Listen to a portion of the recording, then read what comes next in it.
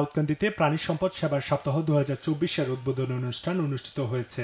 বৃহস্পতিবার সকাল 11টায় দাউদকান্দি উপজেলা পরিষদ মিলনায়তনে প্রাণী সম্পদ সেবা সপ্তাহ 2024-এর উদ্বোধনী অনুষ্ঠানে প্রধান অতিথি হিসেবে উপস্থিত ছিলেন বাংলাদেশ আওয়ামী লীগের বিজ্ঞান ও প্রযুক্তি বিষয়ক সম্পাদক ও পরিকল্পনা মন্ত্রণালয়ের সম্পর্কিত সংসদীয় স্থায়ী কমিটির সদস্য এবং কুমিল্লা 1 তিতাস দাউদকান্দি আসনের সংসদ সদস্য ইঞ্জিনিয়ার আব্দুস সবুর। উপজেলা প্রাণী সম্পদ ও ভেটেরিনারি হাসপাতালের আয়োজনে উপজেলা নির্বাহী অফিসার মোহাম্মদ আরফাতুল আলমের সভাপতিত্বে স্বাগত বক্তব্য রাখেন উপজেলা প্রাণী সম্পদ কর্মকর্তা ডাক্তার AFM রাকিবুল হাসান ভুঁইয়া। আমাদের বাংলাদেশ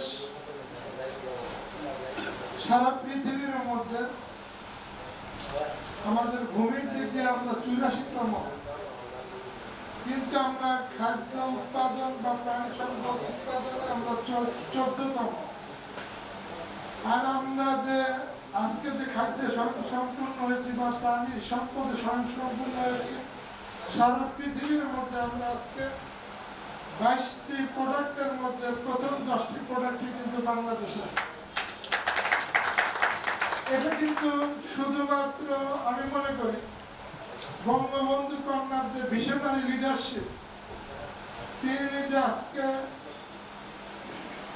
রিসার্চের কথা বলেছেন, গবেষণার কথা বলেছেন, সেই গবেষণা করেই কিন্তু আজকে কিন্তু আমাদের এই অবস্থায় নিয়ে এসেছে। তো আমি আমার অভিজ্ঞতায় গ্রাহক হিসেবে এক ধরনের অভিজ্ঞতা, খামারি হিসেবে অন্য ধরনের অভিজ্ঞতা। তো কিন্তু তারপরেও আমাদের মনে হয় যে আমরা স্বয়ংসম্পূর্ণতা অর্জন করেছি। এত জনগোষ্ঠী 17 কোটি মানুষ, তারপরেও আমরা স্বয়ংসম্পূর্ণ, এটা একটা বিশাল অর্জন। তো এই অর্জনটা আমাদের অবশ্যই সব জায়গায় সেলিব্রেট করতে হবে এবং যাদের কল্যাণে এই অর্জন, খামারি যারা আছে, যারা ডেইরি ফার্মার, যারা তাদের অনেক স্ট্রাগল করা লাগে, তাদের পাশে আমাদেরকে দাঁড়ানো উচিত এবং সবসময় তাদেরকে যে কোনো ভাবে যে কোনো ধরনের টেকনিক্যালি আমরা যে হেল্পটা আছে প্রাণী সম্পদ অধিদপ্তরের মধ্য দিয়ে সেটা আমরা দেওয়ার জন্য আমাদের অবশ্যই আমাদের আত্মপ্রত্যয় থাকতে হবে, একটা কমিটমেন্ট থাকা উচিত। প্রথমে পশু শিকার করতো, পরবর্তীতে তারা সেই পশুটা নিজেদের প্রয়োজনে পালন করা শিখে। সেখান থেকেই আরম্ভ হয়েছে এই প্রাণী সম্পদের যাত্রা।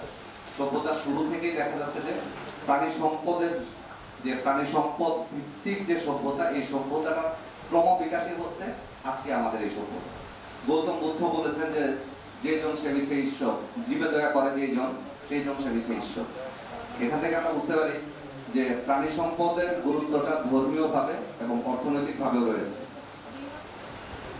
এই জিনিসটা উপলব্ধি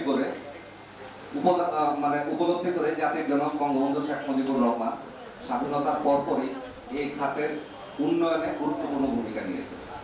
উনি এই খাতকে বিশেষ মর্যাদা দিয়েছেন। তারই ধারাবাহিকতায় মাননীয় প্রধানমন্ত্রী, সুযোগ্য নেত্রী, জননেত্রী শেখ হাসিনা MP মহোদয়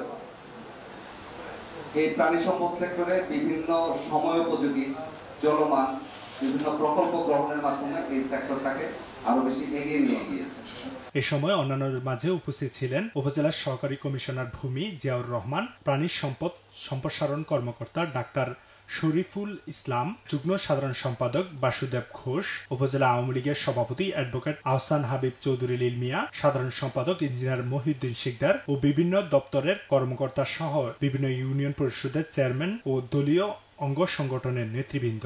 যে মাংসে বৃদ্ধি, ঘিতে বৃদ্ধি বল, পুনবাতে পুনফল, শাকে বৃদ্ধি বল। তার অর্থ হলো আপনি মাংস খেলে শরীরে মাংস বৃদ্ধি হবে, এটাই স্বাভাবিক। গরু থেকে দুধ উৎপন্ন হয়, সেই দুধ থেকে আপনার ঘি হয়, ঘি খেলে আপনার শক্তি বৃদ্ধি পাবে। হয়েছে অনেক। এক সময় যারা অশিক্ষিত লোক, যারা কৃষক, তারাই গরু গবাদি পশু পালন করত, কৃষি কাজ করত। তখন যে চাষাবাদ এটাকে অর্গানিক বলে, আর এখনকার যে চাষাবাদ এটা হলো হাইব্রিড। আমরা লক্ষ্য করি যে গরুর যারা পালন করে তাদের অবশ্যই লাভবান হওয়া প্রয়োজন, কিন্তু এই লাভবানটা ওই পর্যায়েই থাকা উচিত যেটা মানুষের স্বাস্থ্যসম্মত থাকে।